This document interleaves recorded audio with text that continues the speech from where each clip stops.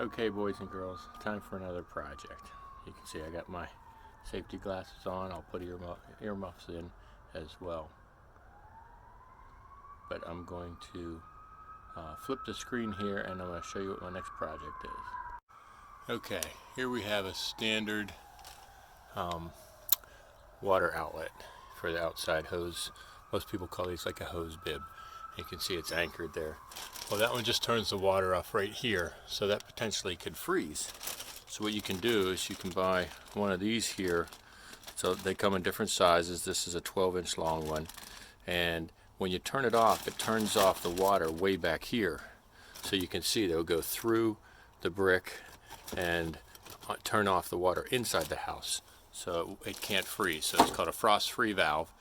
And I don't like it in this masonite board, so I'm going to move it down here and I'm going to drill a series of 3 holes, small, medium, large. This is a 1-inch mortar drill bit with my hammer drill, and I'll show you after we get done drilling holes what we're dealing with.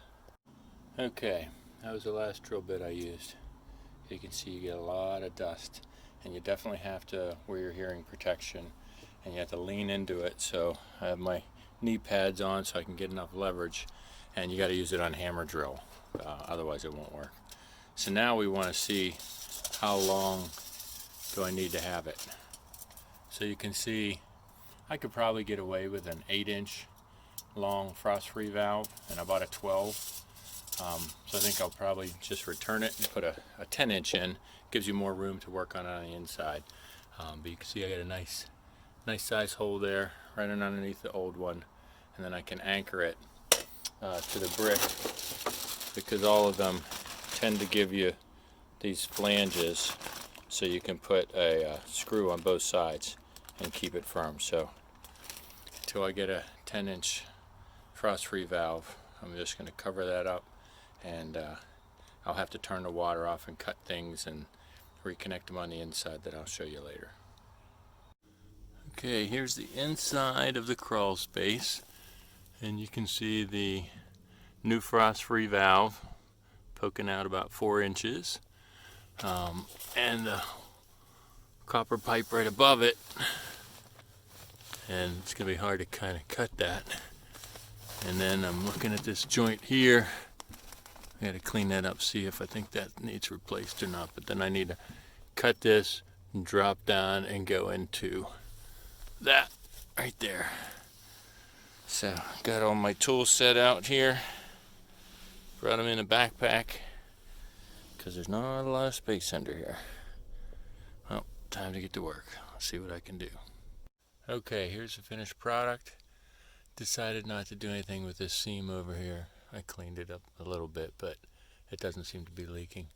So basically have a 290 degrees going into my shark bite, going outside.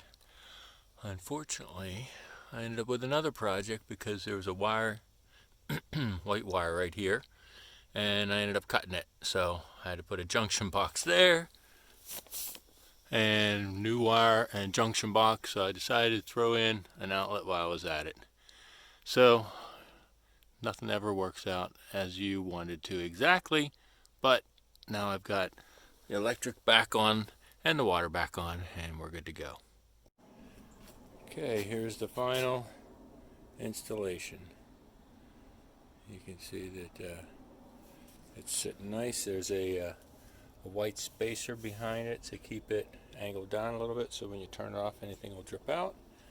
And that's frost-free. It doesn't turn off until you get inside the house. Now I'm going to have to patch this up. I think I'm going to take this whole piece off all the way to there, that bottom piece, because it's getting nasty anyway. That'll be a project for another day.